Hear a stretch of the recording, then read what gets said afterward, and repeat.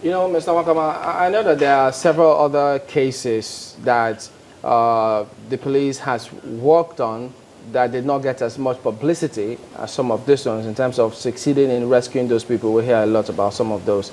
But we'd like to ask at this stage, what kind of support are you getting from the federal government? Yes, exactly. We have actually. We've made representation to the federal government under this particular administration of the police management team. We have made the representations to the federal government, and we've received a positive response.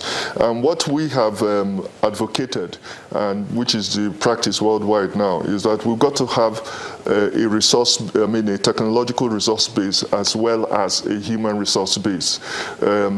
The ones we have advocated have been virtually implemented now, and I think about 80% of kidnap cases, we can geolocate where the persons are.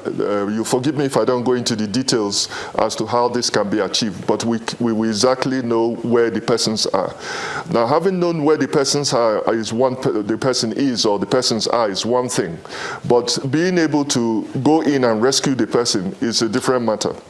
Again, we want to resolve these problems without causing any injury or death to the victim, because we won't really be forgiven for that. And so, yes, the federal government has been extremely helpful to us.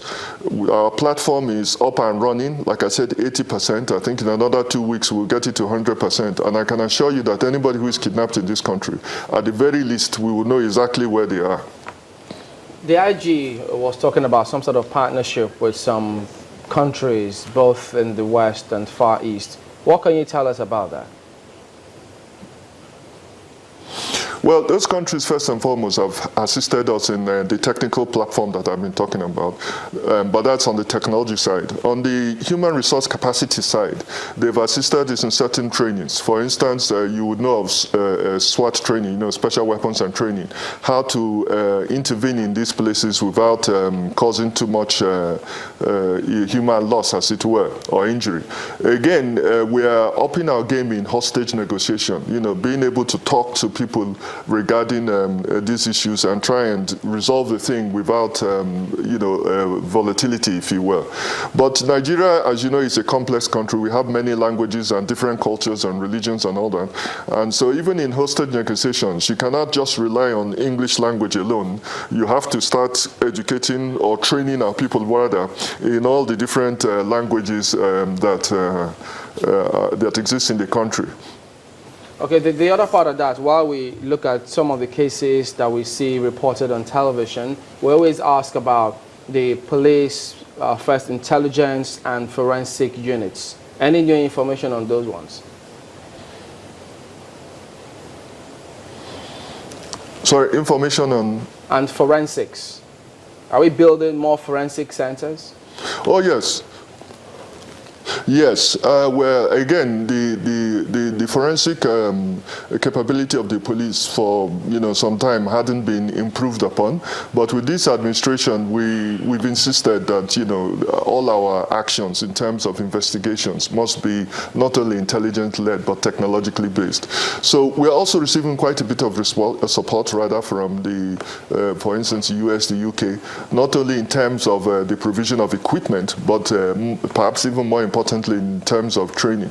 So we're building up our databases regards things like fingerprints. We're linking computer-wise with other agencies like the Federal Road Safety and other such agencies who have huge data storage of Nigerians, etc.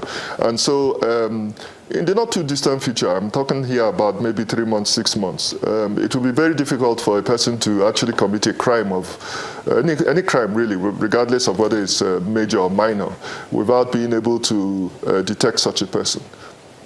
Talking about crime, has there been a link between such hostage taking and tinted glass vehicles? Well, in some cases, yes. In some cases, no. Obviously, when a kidnapper, apprehends their victim, they do not want him to be seen, and they want to get through the various highways to where they are going to hide the person and extort money from the family or the friends. So yes, there has been that link. But then I think the follow-up question to that is, what is police doing about those vehicles that have tinted glasses? Now, if you look at those vehicles that are manufactured with tinted glasses, you will find in most cases that the tinted glasses are on the back seats area of the vehicle, while the passenger seat and the driver's seats are clear. In such cases, what we do is we ask the owners of the vehicle, and now we've put it online, incidentally. We ask the owners of the vehicle to present all their documentation and their persons so that we can verify that the vehicles were brought in properly, etc., and that they are of their character is not in doubt as to who they are, where they work, and stuff like that. And then we give them the tinted glass, certification.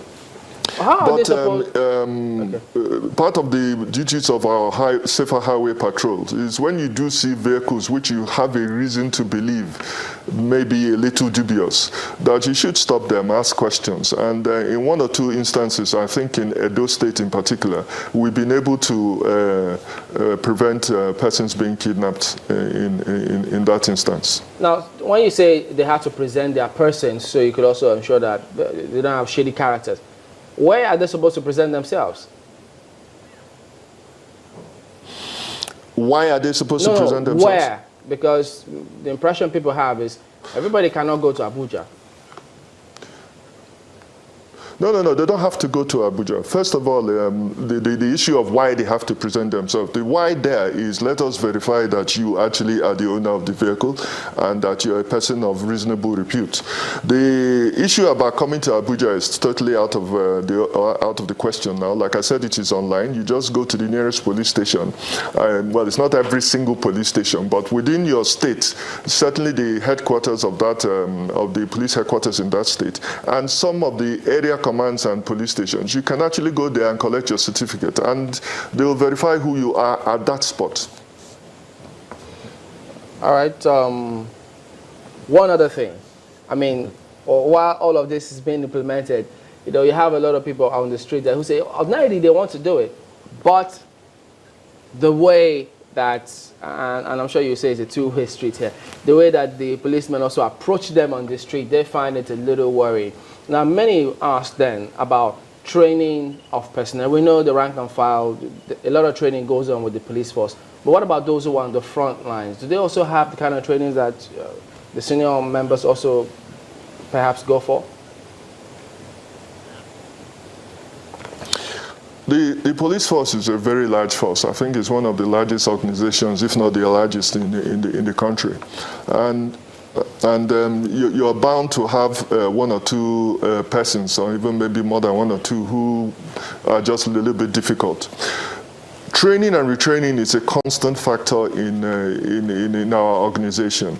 And we've impressed upon this to the point of saying that even where people are found wanting, we'll just get them out of the system totally.